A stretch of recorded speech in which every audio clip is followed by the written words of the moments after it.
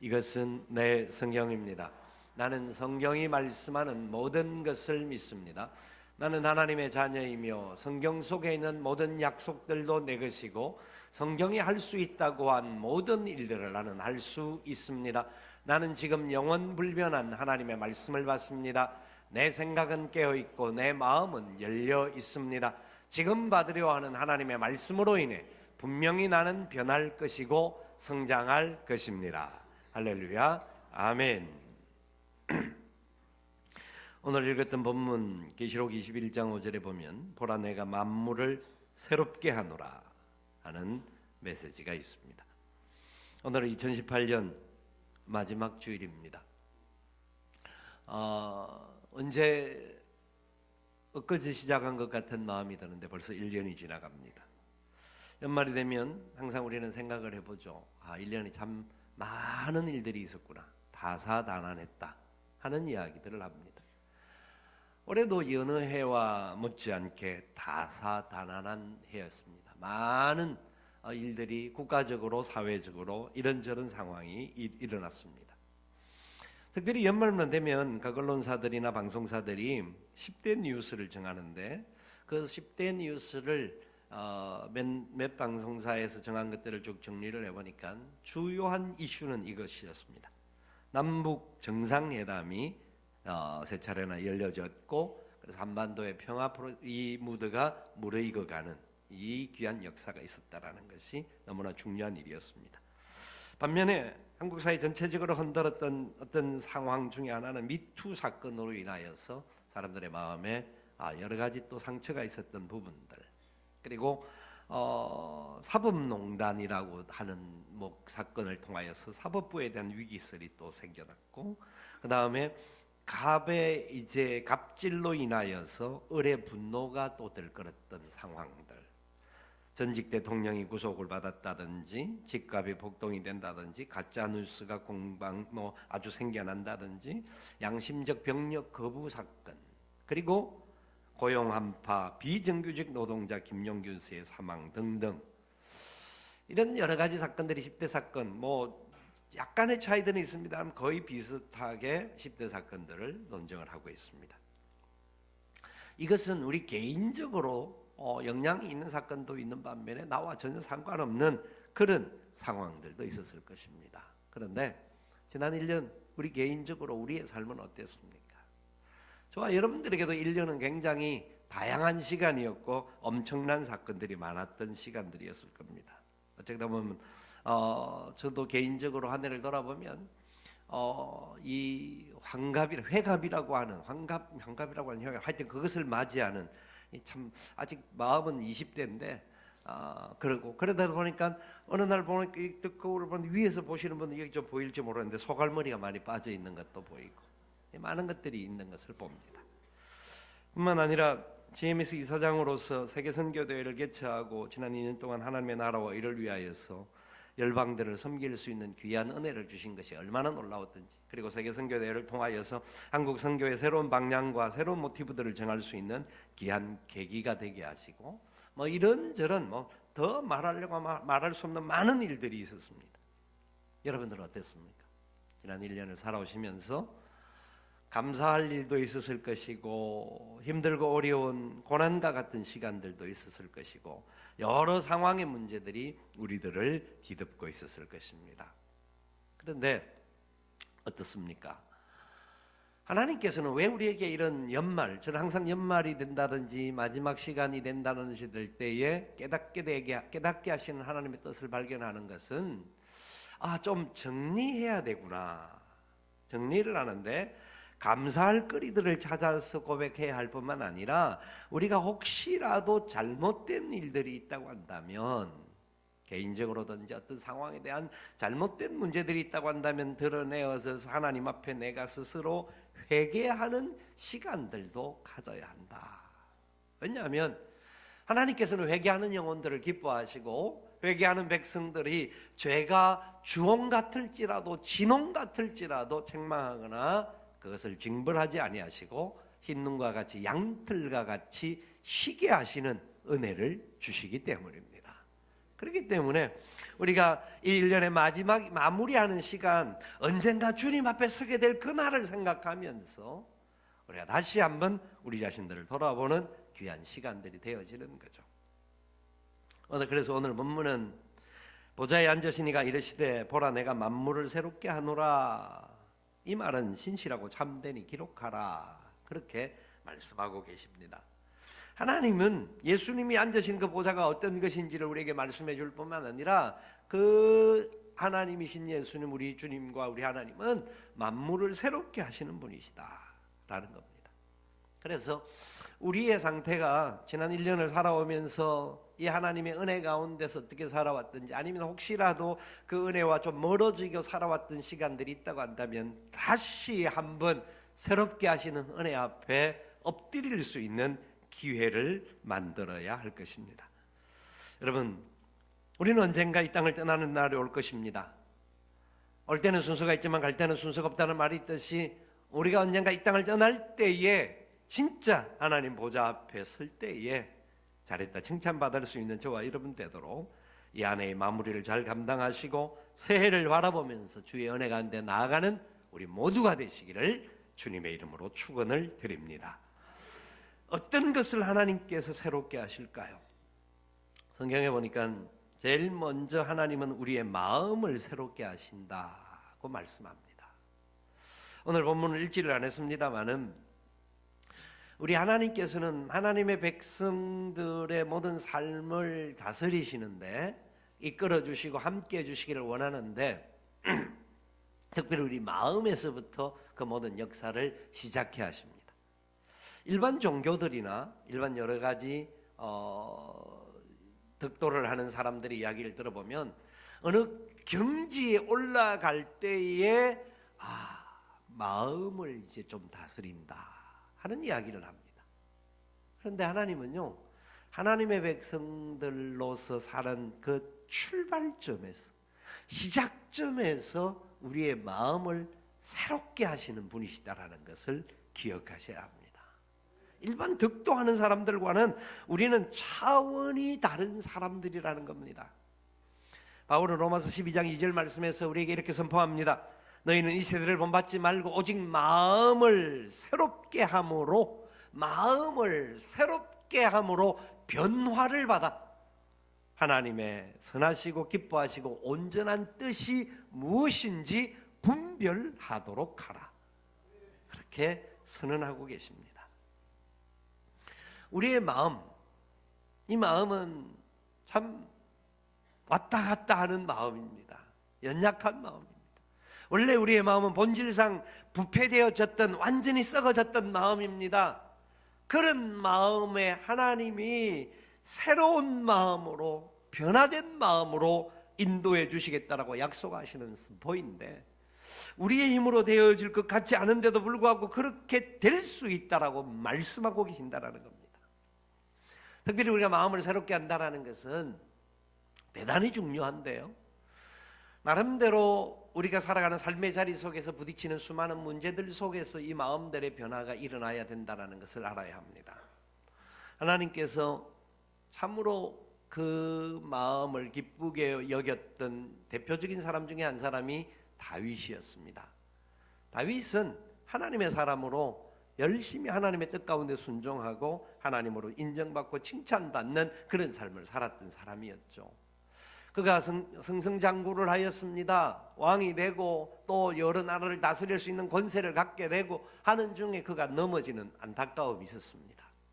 그때 하나님은 다윗을 포기하지 아니하시고 선지자 나단을 보내어서 말씀을 가지고 깨우칩니다. 다윗은 그 말씀을 들을 때에 자기가 왕이니까 그 우리아를 죽였듯이 또 이렇게 저렇게 해갖고 뭔가를 좀 할 수 있는 상황이었는데 하나님이 깨닫게 하는 말씀이 너무 강하게 들어오니까 그 말씀 앞에 엎드리게 됩니다. 그러면서 철저하게 자복해요. 회개하는 역사가 일어납니다. 그 내용에 기록된 내용이 시편 51편에 아주 장구하게 아주 구체적으로 잘 기록되어져 있습니다. 그 중에 시편 51편 10절 말씀에 보니까 다윗은 이런 고백을 합니다. 하나님이여, 내 속에 정한 마음을 창조하시고, 하나님이여 내 속에 정한 마음을 창조하시고 내 안에 정직한 영을 새롭게 하소서. 내 속에 정한 마음을 창조하시고 내 속에 하나님 앞에 정직한 영으로 새롭게 되어지기를 소망하는 간구가 있습니다. 예, 다윗이 정한 마음을 달라고 하는 것 너무나 귀한 마음인데, 그런데 문구상에서 보면 정한 마음을 창조해 달라고 말하고 있습니다. 그냥 하나님이여 내가 잘못했으니까 마음이 깨끗해지게 도와주옵소서 정도가 아닙니다. 내 마음이 변화되겠습니다고 하는 결단 정도가 아닙니다. 우리의 마음을 하나님만이 창조하실 수 있다라는 겁니다. 하나님만이 변화시킬 수 있다라는 겁니다. 강팍해지고 완악해지고 죄악에 물들었던 나의 마음이 하나님 앞에 엎드려 간구할 때에 하나님이 새롭게 창조해 주신다라는 것을 다윗은 믿고 간구하고 있습니다. 창조라고 하는 단어는 어떤 인간에게 붙일 수 없는 단어입니다. 하나님만이 천지를 창조하셨듯이 우리의 마음을 창조해 주신다라는 것을 다윗은 믿었습니다. 어떤 마음입니까? 정한 마음을 창조하여 주시고 정한 마음을 창조하여 주시고. 여러분 마음은 어떻습니까? 1년을 살아오면서 우리의 마음이 감사와 기쁨과 찬양이 있는 마음입니까? 불안과 두려움과 원망과 좌절이 있는 마음들입니까? 어떤 마음들입니까? 우리의 마음이 주님의 은혜 가운데 있는 마음입니까? 아니면 완악하고 패역한 마음으로 우리가 이 자리에 있습니까? 저와 여러분 어떻게 기도해야 될지 하나님의 은혜 앞에 온전히 나아갈 수 있기를 소망합니다. 에스겔서 36장 26절에는 이렇게 선포합니다. 또 새 영을 너희 속에 두고 새 마음을 너희에게 주되 너희 육신에서 굳은 마음을 제거하고 부드러운 마음을 줄 것이며. 그렇습니다. 하나님 우리에게 새 영을 주셔서 우리의 새 영을 주시는 새 영을 통하여서 우리가 새 마음을 얻게 된다라는 겁니다. 여러분, 저와 여러분들이 하나님이 주신 새 마음을 갖게 된 존재인 것을 감사할 수 있기를 바랍니다. 믿으시기를 바랍니다. 지금 내 마음이 어지럽고 복잡하고 혼란스럽고 두렵고 불안하고 초조한 것은 하나님이 주신 마음이 아닙니다. 하나님이 주신 것은 이것이니 하나님이 주신 것은 두려워하는 마음을 주신 적이 없습니다. 두려워한 마음을 주시지 아니하고 우리에게 깨끗하고 온전하고 승리하는 은혜를 주신다라고 약속하셨습니다. 그렇기 때문에 우리는 부드러운 마음을 주시겠다라는 그 은혜의 역사 앞에 우리 자신들이 변화되어져야 합니다. 여러분 살다가 보면 우리 안에 우리도 모르게 이 완고한 마음이 생길 때가 있습니다. 굳은 마음이 들어올 때가 있습니다. 그러다 보면 우리는 원망과 투정을 하게 되고 시비를 하게 되는 안타까운 일들이 생깁니다. 우리는 서로서로의 관계 속에서 우리의 마음들이 얼마나 중요한지를 알아야 합니다. 다른 사람들과의 관계들 속에서 내가 생각하는 어떤 것들을 행동하게 될 때에 그것이 또 상대방들은 그런 마음 어중이 아니었는데 오해할 수도 있고 해서 서로가 마음이 불편해질 수 있는 상황들이 생깁니다. 그때 우리도 모르게 우리에게 완고하고 굳은 마음이 되어질 수가 있습니다. 그것은 하나님이 기뻐하지 않습니다. 마귀가 기뻐하는 마음입니다. 그래서 우리의 마음이 완악해지고 패역해지고 분쟁이 생기고 분노하게 되는 안타까움이 생기는 과정들이 그 과정 속에서 나옵니다. 지난 12월 한 달 동안 또한 여러 가지 시간 속에서 저는 기도하는 제목 중에 한 가지가 하나님의 제 속에 완고하고 굳은 마음이 되지 말게 하시고 주님의 은혜의 장소에 붙들림을 받은 부드러운 마음, 온유한 마음, 주님과 함께 동행하는 평화의 마음을 허락하여 주옵소서 기도할 수밖에 없었습니다.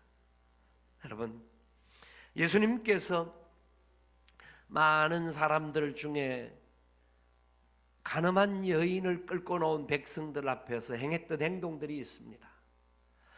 많은 사람들은 그 여인을 돌로 쳐 죽이려고 그의 잘못을 예수님 앞에 들고 나와서 예수님도 곤란에 빠지게끔 지금 심판을 내리려고 하였습니다. 그때 예수님께서 그 여인을 불쌍히 여기시며 그리고 땅에 글을 쓰시고 난 다음에 사람들을 향하여 선포하십니다. 너희 중에 죄 없는 자가 돌로 쳐라. 죄 없는 자가 먼저 돌을 쳐라고 말씀합니다. 그때에 요한복음 8장 9절에서 이렇게 결론이 나옵니다. 그들이 이 말씀을 듣고 양심의 가책을 느껴 어른으로 시작하여 젊은이까지 하나씩 나가고 오직 예수와 그 가운데 섰는 여자만 남았더라. 보십시오. 방금 전에 돌을 들어서 여인을 치려고 했던, 죽이려고 했던, 그래서 예수님도 곤란에 빠지게끔 하려고 했던 수많은 무리들이 모였더랬습니다. 그들은 그 여인의 잘못만이 보였습니다. 그 여인의 문제가 우리를 어지럽게 한다고 생각하였습니다. 자기의 눈으로 남의 잘못만 쳐다본 겁니다. 남의 눈에 있는 티를 본 거죠. 그런데 예수님의 말씀에 부딪히다 보니까 그의 양심이 열려진 겁니다. 양심이 열려지면서 자기들을 보기 시작한 겁니다. 나는 돌을 들어 칠 자가 못 된다라는 것을 깨닫게 된 겁니다. 그러면서 돌을 내어놓고 한 명씩 한 명씩 다 물러갔습니다. 주님은 선포합니다. 나도 너를 정죄하지 아니하노라. 가서 다시는 죄를 짓지 말라. 마음을 만져주셨습니다. 회복해 주셨습니다. 저와 여러분들에게도 이런 하나님의 은혜의 역사가 나타나게 될 줄 믿으시기 바랍니다. 우리는 부족하고 연약하여 또 우리는 다른 사람들의 잘못을 바라보면서 지적할 수 있는 연약함이 있을 수 있는데 먼저 나 자신을 돌아보는, 그래서 주님의 마음을 닮은 부드러운 마음을 가질 수 있는 저와 여러분 될 수 있기를 소망합니다. 우리 교회 단체 카톡 몇 가지가 있는데 그 중에 한 카톡방에서 이런 글이 올라와 있는 것을 보았습니다. 미국 코넬대 아이센 교수가 내과 의사를 상대로 실험을 냈다라고 합니다. 그 실험의 내용이 뭐냐면 고맙다라고 하는 인사를 받는 의사는 그렇지 않는 의사에 비하여서 높은 해결 능력을 보였다라는 겁니다. 더 빨리 관련 정보를 통합했고 초기에 잘못 내려진 진단에 신속히 입장을 바꾸는 유연성을 보였다라는 겁니다. 자기 나름대로 뭔가 프라우드가 가질 수 있는 전문가인데도 불구하고 그분에게 고맙습니다, 감사합니다, 참 이렇게 고쳐주셔서 너무 고맙습니다 하는 이야기를 하니까 훨씬 역동성이 강해지고 자기가 잘못한 것까지 찾아내어져서 변화를 일으키는 역사가 있었다라는 겁니다. 여러분, 우리는 사람들에게 그 상황을 놓고 주님 앞에 기도하면서, 남들이 어떤 잘못이 있다고 한다면 그 상황을 놓고 기도하면서 그 사람들에게 오히려 작은 부분이라도 칭찬할 것이 있다고 한다면 칭찬해주고 격려해주고 위로해주면 주께서 그 마음을 변화시켜 주실 줄 믿습니다. 그 은혜 가운데 우리는 살아야 합니다. 지난 주간에 한 집사님이 카톡을 보내온 게 있었습니다. 딸애가 경인교대, 대구교대 최종 합격을 해서 경인교대로 결정을 했습니다. 기도 감사드립니다 하고 카톡이 왔습니다. 사실 기도해달라고 부탁도 안 했던 친구였어요. 합격을 하니까 아마 기도한 줄 알고 또 감사한 것 같아요. 그래서 사실 뭐 그래도 기도했죠. 그리고 이렇게 답을 했습니다. 아이고야 축하하네, 너무 잘 됐다, 한 실험 놓았네 하고 답을 보내니까 답이 왔어요.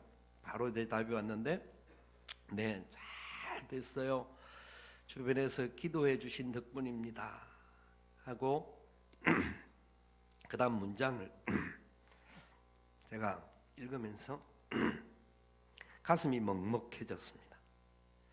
영서 엄마도 좋아하겠죠 하고 문장을 보내왔습니다. 제가 그걸 보고 마지막을 못 봤기 때문에 나중에 한 2시간이 지나고 난 후에 그렇게 답을 보냈습니다. 그럼 영사 아빠 수고 많았어요 하면서 기뻐할 거야 하고 답을 보내니까 2시간쯤 또 지나서 답이 왔습니다. 사랑합니다 목사님. 저는 그날 그 카톡을 통하여서 하나님이 우리를 얼마나 사랑하시는지, 또 그 사랑 속에 함께 마음을 나눌 때에 하나님이 만져주시는 은혜가 얼마나 큰지 혼자서 먹먹하게 울며 기도하는 시간들이 있었습니다. 여러분, 하나님은 우리의 마음을 새롭게 하시고 변화시키시고 하나님의 사랑 가운데 걸어갈 수 있는 복된 마음으로 이끌어 주시는 줄 믿으시기를 바랍니다. 뿐만 아니라 하나님은 오늘 우리가 읽던 본문에서 두 번째로 우리의 신분을 새롭게 하셨습니다. 우리의 존재를 얼마나 놀랍게 하신지를 모릅니다. 아까 읽었던 말씀 고린도후서 5장 17절 보니까 그런즉 누구든지 그리스도 안에 있으면 새로운 피조물이라 이전 것은 지나갔으니 보라 새 것이 되었도다. 분명히 성경은 말씀하기를 새로운 피조물이라는 겁니다. 그냥 예수를 믿고 나니까 우리가 어느 정도 변화되었다 뭐 이런 정도 사람이 되었다가 아니라 새로운 피조물, 뉴 크리에이션, 하나님의 새로운 창조물이 되었다라는 겁니다. 하나님이 저와 여러분들의 모형을 그대로 있는 것 같지만 우리를 예수 그리스도의 보혈의 피로 완전히 새 사람으로 만들어 주셨다라는 겁니다. 우리는 세상 사람들과 다른 존재를 주님으로 말미암아 그렇게 되었다라는 겁니다. 여러분, 이게 얼마나 놀라운 사실인지를 아셔야 돼요. 찬송을 아까지 하는 것을 쭉 살펴보면서 찬송을 해도 감격도 없고 찬송을 해도 그냥 입만 뻥긋뻥긋하는 부엉이가 이런 모습이 보일 때가 참 많아요. 여러분, 우리 속에 내가 얼마나 놀라운 존재인지를 주님이 그렇게 만들어 주셨다는 사실을 잊지 않고 감사할 수 있어야 됩니다. 우리라는 존재가 얼마나 놀라운 존재인지 모릅니다. 세상에서 엄청나게 다른 일들을 행했던 수많은 사람들을 하나님이 변화시키기 위해서 하나님의 영광의 도구로 사용하신 것을 압니다. 탕자 어거스틴이 변화해서 성자가 되었고요, 우리나라에서 유명한 깡패였던 김육두가 변화되어져서 부흥사인 김육두, 한국교회의 부흥의 역사를 이끌었던 놀라운 목사님으로 만들어 주셨고요, 그리고 술에 취하고 자기 나름대로의 삶 속에서 여러 가지 더럽혀졌던 이기풍이라고 하는 한 사람을 변화시키셔서 하나님의 사람으로 만드셔서 우리나라 최초의 선교의 사명을 감당할 수 있는 일꾼으로 하나님이 만들어 주셨습니다. 여러분, 이것은 사람이 그냥 변화되어서 된 것이 아니라 하나님이 완전히 새로운 피조물로 만드셔서 하나님의 영광의 도구로 사용하셨다라는 것을 보여주는 증거들입니다. 저라는 존재도 마찬가지고요, 여러분들도 마찬가지입니다. 우리는 다 어리석은 죄인들, 저는 불교를 믿었던 그곳에 따라다녔던 우리 어머님 밑에 살았다고 한다면 그냥 그렇게 살다가 영원히 지옥 가 마땅한 존재였는데 하나님의 은혜로 말미암아 구원받을 뿐만 아니라 목사의 사명을 허락하시고 귀한 사명과 은혜들을 허락하셔서 하나님의 영광을 위하여 살아갈 수 있도록 세워주신 것이 얼마나 놀라운 일이요 감사한 일인지 모릅니다. 이 감사가 저와 여러분의 삶 속에 계속하여 넘쳐날 수 있기를 바랍니다. 하나님은 우리를 새로운 피조물로 만들어 주실 뿐만 아니라 창조했을 뿐만 아니라 우리에게 놀라운 은혜들을 더하여 주시는 분이십니다. 우리를 이 땅에 청지기로 세우시고 이 땅에 하나님의 선한 역사를 이룰 일꾼으로 세우시기를 원하시는데, 그러기 위해서 하나님의 말씀 앞에 순종하는 자들에게 주실 복이 있다라고 약속하십니다. 신명기 28장 13절 말씀해 보니까 여호와께서 너를 머리가 되고 꼬리가 되지 않게 하시며 위에만 있고 아래에 있지 않게 하시리니 오직 너는 내가 오늘 내게 명령하는 내 하나님 여호와의 명령을 듣고 지켜 행하며. 신명기 28장 앞에 부분은 하나님의 말씀을 듣고 지키고 행하는 자들이 어떤 복을 받을 것인지를 말씀합니다. 머리가 될지언정 꼬리가 되지 않게 하시고 위에 있게 하시고 아래에 있게 하지 않게 하신다. 하나님이 기뻐하시는 그 하나님의 손에 붙잡혀서 하나님의 영광의 도구로 높이 쓰시겠다라는 약속입니다. 우리 모든 사랑하는 성도들이 삶의 자리에서 하나님의 말씀 앞에 순종하고 하나님이 나를 새로운 창조물로 만들어 주셨음을 믿고 그 말씀 따라 순종하며 걸어갈 때에 하나님께서 높이 들어서 하나님의 영광의 도구로 사용하여 주실 것을 믿으시기를 바랍니다. 하나님의 말씀대로 순종하지 않는 자들에게 28장 44절에는 그는 내게 구워줄지라도 너는 그에게 구워주지 못하리니 그는 머리가 되고 너는 꼬리가 될 것이라. 말씀 앞에 순종하고 하나님이 나를 새로운 피조물로 만들어주신 이 은혜의 약속에 붙들려 사는 우리들은 지난 1년 동안 살아왔던 시간 속에서도 함께해 주셨던 하나님, 우리가 힘든 눈물의 골짜기를 통과하고 위기와 어려움의 상황을 가는 과정에 있다고 할지라도 말씀 붙잡고 포기하지 않고 믿음으로 걸어가면 하나님이 마침내 우리를 소원의 항구에 도달하게 하실 것이고 높이 들어서 주의 영광을 나타낼 존재로 사용하실 것을 믿으시기를 바랍니다. 마지막으로 하나님은 만물을 새롭게 하십니다. 오늘 읽었던 본문에서 보좌에 앉으시니가 이르시되 보라 내가 만물을 새롭게 하노라 하시고 또 이르시되 이 말은 신실하고 참되니 기록하라 하시고. 여러분, 하나님은 우주 만물을 창조하시고 그 모든 것을 인간에게 맡기셨습니다. 그리고 그 인간들을 통하여서 그것을 잘 다스리라고 부탁을 하셨습니다. 그런데 인간들의 범죄로 인하여서 세상이 오염되기 시작했습니다. 위기가 찾아왔습니다. 문제가 많이 일어났습니다. 그런데 하나님은 그 만물까지도 하나님의 주권 안에 있음을 우리에게 말씀하고 계십니다. 마태복음 6장 26절에 보니까 예수님께서 산상보훈의 말씀에 중간에 나오는 말씀 중에 그렇게 주님이 선포하는 말씀이 있습니다. 공중의 새를 보라. 심지도 않고 거두지도 않고 창고에 모아 들이지도 아니하되 너희 하늘 아버지께서 기르시나니 너희는 이것들보다 귀하지 아니하냐. 보십시오. 새 한 마리도 하나님께서 그냥 두지 않는다라는 겁니다. 기르신다라는 겁니다. 간섭하신다라는 겁니다. 하나님의 섭리가 나타난다라는 겁니다. 드레베카 반송이 그냥 있는 것이 아니라는 겁니다. 하물며 우리 모두를 하나님께서 간섭하지 않겠느냐. 그리고 우리에게 이 모든 땅을 맡겨주시면서 살아올 수 있게 해주셨다는 것을 깨달으라는 겁니다. 날씨가 많이 추운 겨울입니다. 너무 추워서 몸을 움츠릴 수도 어려울 정도로 날씨가 많이 추워지는데 가면 갈수록 아마 더 추워질지도 모릅니다.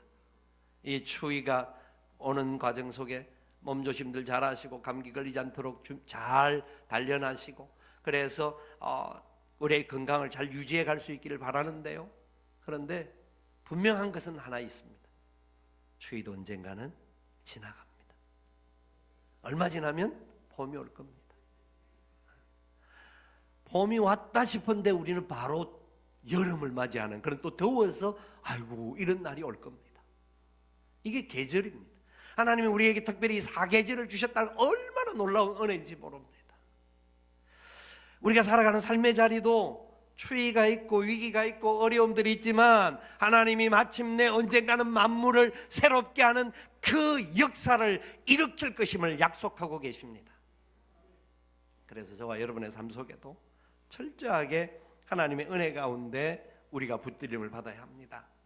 그런데 기억해야 할 중요한 사실은요, 만물이 왜 어지러워지느냐 하면 인간의 타락에서부터 시작됐다라는 겁니다. 우리의 욕심과 죄로 말미암아 만물까지도 부패하는 수준으로 가게 되었다라는 것을 아십니까? 로마서 8장 20절에 하나님께 사도 바울을 통해 우리에게 이렇게 선포하십니다. 피조물이 허무한데 굴복하는 것은 자기 뜻이 아니요 오직 굴복하게 하시는 이로 말미암음이라. 그 바라는 것은 피조물도 썩어짐의 종로로 산 데서 해방되어 하나님의 자녀들의 영광의 자유에 이르는 것이니라. 피조물이 썩어졌던 이유가 인간의 부패와 연약함들 때문에 세상도 부패되어져 간다는 것을 성경은 많은 부분에서 이야기를 할 뿐만 아니라 이 세상 자체를 하나님이 새롭게 하기를 원하시는데 하나님의 백성들에게 맡겨주셔서 이 부분이 새로워지기를 원하시는 계획이 있다는 겁니다. 그래서 오늘 읽었던 본문에도 나옵니다마는 이게 구약 이사야 65장 17절 본문 읽었던 계시록 21장 앞에 부분에 나오는 말씀인데 새 하늘과 새 땅을 창조하시고 이전 것은 기억되거나 마음이 생각나지 아니할 것을 이미 구약의 이사야서에서 예언하시고 하나님이 새하늘과 새 땅을 주시겠다고 약속하십니다. 하나님은, 여러분 이 말이 좀 복잡하고 어려워 잘 이해가 안 될지 모르지만 분명한 것은 하나님께서 새하늘과 새 땅을 새롭게 창조해 주실 겁니다. 그리고 이 땅을 살아가는 우리들에게 지금 현재 이미 창조됐던 그 땅을 맡겨주신 땅임을 기억하면서 우리가 어떻게 하나님의 나라를 마지막 사모하고 있지만 이미 도래된 하나님의 나라를 사는 사람들답게 어떻게 우리는 살아가야 할 것인지를 고민해야 합니다. 우리나라 날씨를 표현할 때 겨울 날씨를 어떻게 표현을 했습니까? 초등학교 다닐 때 우리는 국민학교 출생들이죠. 국민학교 다닐 때 어떻게 배웠습니까? 사만사온이라고 배웠습니다. 지금 교과서에 사만사온 나오나요? 나오나요? 초등학교 부모들 몰라요? 모르는 것 같아요. 나올 겁니다. 그건 의미 그런데 지금은 사만사온이 아닙니다. 기후가 변화되어졌잖아요. 요사이는 이런 말이 들더라고요. 칠한칠미. 무슨 말일까요? 7일 동안 이게 그전보다 훨씬 추위가 더 길게 가고요. 또 날이 따뜻해지면 7미세먼지가 생긴다. 여러분 그렇습니다. 지금 기후가 미세먼지가 얼마나 심한지 거의 대다수의 사람들이 마스크를 합니다. 그런데 미세먼지가 겨울에 날씨가 추워지면 미세먼지가 사라집니다. 이게 날씨 관계가 굉장히 많은데요. 따뜻해지면 미세먼지가 굉장히 왕성해집니다. 우리나라가 그렇진 않았지 않습니까? 얼마나 좋은 날씨였습니까? 그 전에 과거에 중국에 갔을 때 북경에 눈을 뜨고 다니기 어려울 정도로 눈도 아프고 부연 그런 광경이 지금도 뭐 마찬가지입니다만 그런 걸 경험하면 우리나라는 와 너무 좋은 나라야. 우리나라 참 이랬는데 어느 날 갑자기 우리나라도 중국 못지않는 나라로 가고 있다라는 겁니다. 중국이 많이 뭘 보내어서 그런 게 아닙니다. 중국에서 오는 영향도 잘못된 것도 있습니다만 우리 자체적으로 발생하는 일산화탄소들로 인하여서 미세먼지가 얼마나 극심한지 모릅니다. 우리 자녀들이 그것으로 인해 특별히 어린 아이들이 굉장히 병에 민감하게 문제가 되고 있는데요. 미세먼지와 또 다른 것 중에 하나가 가장 큰 문제 중에 하나가 플라스틱을 얼마나 많이 쓰는지 모릅니다. 플라스틱 중에 1년에 2015년도 통계에 나왔는데 전 놀랐는데요. 우리나라 사람 1인당 1년에 쓰는 플라스틱 용기가 얼마냐 하면 132.7kg을 쓴다고 합니다. 우리 몸무게 2배 정도, 어떤 사람 1배 정도 되는 사람이 있을지는 모르겠습니다만 이 말이 안 되는 양을 우리가 쓰고 있는 겁니다. 보십시오. 거의 대다수가 일회용품들을 씁니다. 거의 대다수 일회용품을 쓰고 쉽게 버립니다. 그리고 그것을 굉장히 편하게 씁니다. 지구상에 플라스틱 섬이 있는데요. 플라스틱 섬이 우리나라의 7배만한 섬이 있다고 합니다.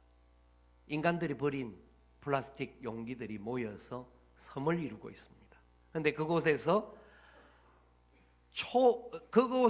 그 플라스틱도 미세 플라스틱이 나온다고 그래요. 그래서 미생물들이 바다에 있는 플랑크톤이 먹고 플랑크톤을 먹은 것을 또 고기들이 먹고 먹은 것들을 먹고 해서 인간들이 먹어요. 사람들에게 조사를 해보니까 아이들도 그렇고 어른들도 그렇고 미세 플라스틱이 나오고 있는 이거는 몸을 굉장히 문제를 일으키는 거예요. 굉장히 문제를 주는 병을 일으키는 요인이 되는 거예요. 그것이 우리들 주위에 지금 만연화되어 있다는 겁니다. 이런 생각을 해봅니다. 올해는 지나가니까 내년부터는 교회에서 1인용 주일날만이라도 1인용품을 쓰지 않는 시간들을 가지면 얼마나 좋을까.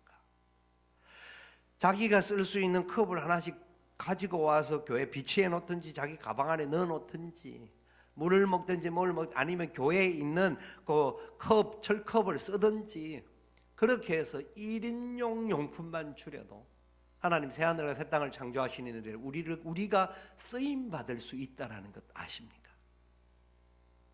여러분 미세먼지, 미세 플라스틱 우리가 과거에는 모르고 우리가 치약 안에도 이 미세 플라스틱이 있었다고 그래요.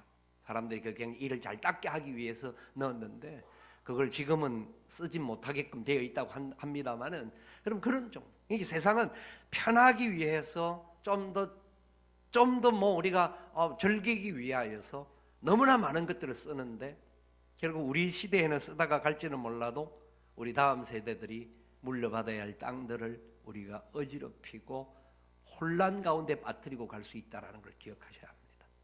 얼마 전에 감동을 받은 것 중에 하나가 탤런트 영화배우였던 박진희라고 하는, 본명을 이야기해도 저는 괜찮다고 생각되는데요, 이 자매가 어느 날 이 환경 문제를 깨닫고 난 다음부터 자기가 그렇게 몸에 실천하는 부분들을 보여주는데, 젊은 아이들에 대해서 강연을 하면서 첫 번째 강연의 내용이 이런 내용으로 이야기합니다. 나는 부자고요, 나는 영화배우고 탤런트이기 때문에 화려함이 중에 많습니다. 그런데 나는 내 삶을 조금 더럽게 씁니다. 내가 내 물건들을 썼던 걸 또 쓰니까, 꼭 일회용 컵을 쓴다고 한다면 일회용 컵이 너들너들해질 때까지 쓴다고. 그전에는 이 텀블러를 가지고 다니면서 했는데, 없을 때는 그냥 안 먹을 수는 없으니까 쓰는데, 그걸 반드시, 죄송합니다만 저도 일회용 컵을 쓰면 한 서너 번은 더 써야 되겠다는, 그 말을 들으면 좀 더 써야 되겠다는 생각을 해봤습니다.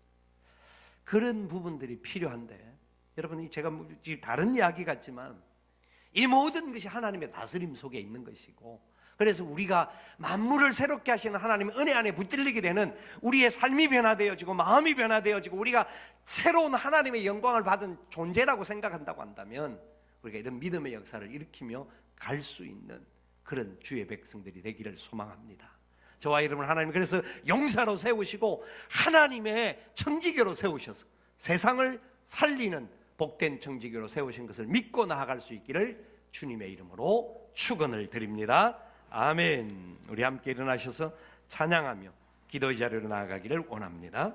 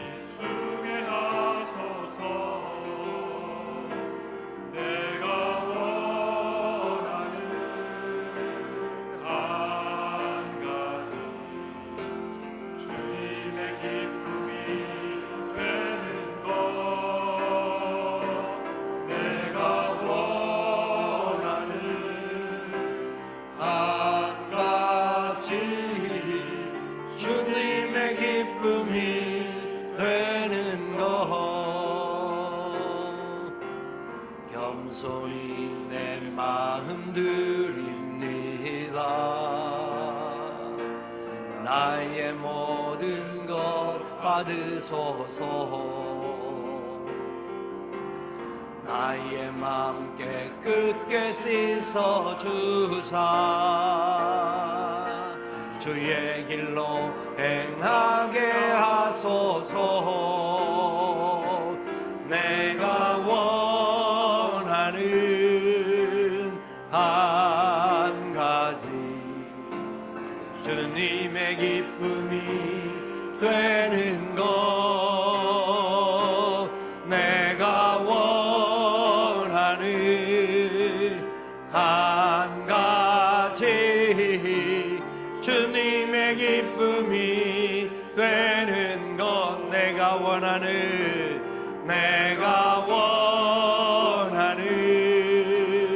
한 가지 주님의 기쁨이 되는 것. 내가 원하는 한 가지 주님의 기쁨이 되는 것. 2018년 마지막 주일을 보내면서 우리의 마음을 새롭게 창조하시고 우리를 하나님의 피조물로 완전히 세워주신 하나님의 은혜에 감사하며 만물을 새롭게 하시는 그 은혜 앞에 우리도 그렇게 살기를 원합니다. 혹시라도 우리의 부족함이 있고 연약함이 있고 사람들을 향하여 혹시 상하게 한 부분들이 있다고 한다면 회개합니다. 하나님, 우리의 잘못된 것을 용서하시고 하나님의 거룩한 뜻으로 우리가 먼저 변화되어지고 주의 뜻 가운데 감사하는 은혜의 역사가 있게 하여 주옵소서. 칭찬하고 축복할 수 있는, 그래서 다른 사람들에게 진정한 변화를 줄 수 있는 은혜가 우리 가운데 일어나게 도와 주시옵소서. 합심하여 기도하겠습니다.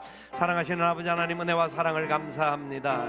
주님의 크고 놀라운 뜻 가운데 믿음의 선한 역사에 이르며 달려가기에 부족함이 없도록 은혜 위에 은혜를 더하여 주옵소서. 주님만이 소망입니다. 주님만이 위로가 되십니다. 주님만이 우리의 모든 것 되십니다. 주여 불쌍히 여겨주시기를 원합니다. 하나님의 거룩하고 놀라운 뜻 가운데 아름다운 열매를 이루며 걸어가기에 부족함이 없도록 주여 우리를 다스려 주시기를 원합니다. 힘을 다하여 기도하게 하시고 주님 앞에 엎드려 간구하며 주님 나라와 의를 위하여 믿음의 역사에 이루며 달려가기에 부족함이 없도록 은혜 위에 은혜를 베풀어 주옵소서. 주님이 사랑입니다. 주님이 기쁨입니다. 주님이 우리를 변화시켜 주셨습니다. 우리를 새롭게 하여 주셨습니다. 우리를 통하여 영광 받기를 원하십니다. 하나님, 그 영광의 자리에 쓰임 받을 수 있는 우리 모두가 되게 하여 주시옵소서. 주님만이 소망이오니 주의 크고 놀라운 뜻을 나타낼 수 있는 축복의 역사가 있게 하여 주시옵소서. 주님 나라와 의를 위하여 달려가는 우리 모든 주의 백성들 되게 하여 주시옵소서. 감사와 찬송과 영광을 주께 돌리오니 주님 받으시고 주님 인도하셔서 주의 아름다운 뜻 가운데 승리하게 도와주옵소서. 우리의 잘못된 죄악들은 용서하시고 하나님의 은혜가 우리를 새롭게 하여 다시 한번 새롭게 일어나는 주의 백성들 되게 하여 주시옵소서. 감사와 찬송과 영광을 주께 돌립니다. 주님 받아 주시옵소서. 살아계신 아버지 하나님, 우리를 사랑하시되 참으로 끝까지 사랑하시는 주님의 은혜와 사랑 앞에 감사드립니다. 우리를 변화시키시되 하나님의 뜻, 하나님을 닮아가는 성품, 예수 그리스도의 장성한 분량에까지 자라갈 수 있도록 우리를 이끌어 주심을 감사를 드립니다. 하나님, 부족하고 연약함이 많습니다. 또 넘어질 때가 있습니다. 그때마다 하나님 포기하지 않으시고 우리의 손을 잡아주시는데 주님 앞에 나아가 엎드려 자복하고 통회하고 회개하며 새 마음과 새 뜻과 새 역사를 이루어가는 우리가 되게 하여 주시옵소서. 지난 1년도 지켜주셨습니다. 새해도 우리에게 새 역사로 다가와 주실 줄 믿사오니 주여 우리와 함께 하여 주시옵소서. 지금은 우리 구주 예수님의 크신 은혜와 하나님 아버지의 무한하옵신 사랑하심과 성령님의 교통, 위로, 인도, 충만하옵신 역사가 주의 크신 은혜의 장중에 붙들림을 받고 믿음으로 선한 역사 이루며 주님이 주시는 부드러운 마음, 주님이 주시는 정한 마음, 주님이 주시는 은혜의 마음을 가지고 주의 영광을 위하여 새로운 피조물이 된 사답게 하나님의 역사를 이루며 달려가기를 소원하는 주의 사랑하는 백성들의 머리 위에와 저들의 가정들과 기도의 제목들과 산업들 위에와 하나님의 몸된 교회와 이 나라 이 민족과 열방들 위에 지금부터 영원토록 함께 있을지어다. 아멘.